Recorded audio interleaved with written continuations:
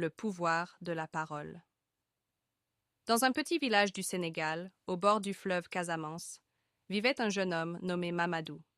Il n'était ni le plus fort, ni le plus riche, mais il possédait une qualité rare.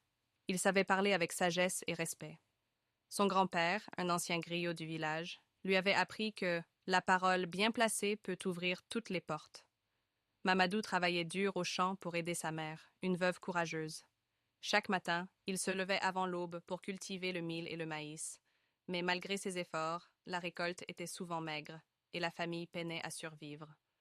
Un jour, une grande réunion fut organisée par le chef du village. Un riche commerçant venu de la ville proposait d'acheter une partie des terres fertiles en échange d'une somme d'argent considérable. Beaucoup d'habitants, séduits par l'offre, étaient prêts à vendre. Mais Mamadou savait que ces terres étaient essentielles pour l'avenir du village.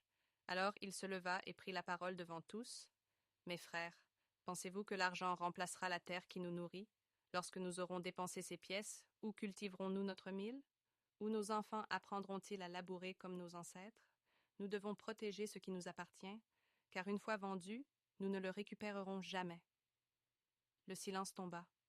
Les anciens hochèrent la tête, reconnaissant la vérité de ces paroles. Même le chef du village, d'abord favorable à la vente, réfléchit profondément. Finalement, après de longues discussions, la communauté décida de refuser l'offre du commerçant.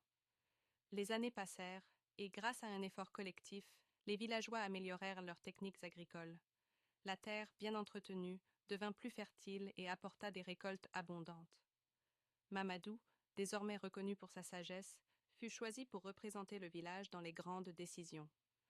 Ainsi, grâce à sa parole juste et réfléchie, Mamadou protégea l'avenir de son peuple, car, comme disait son grand-père, un homme peut perdre son argent, mais pas sa dignité.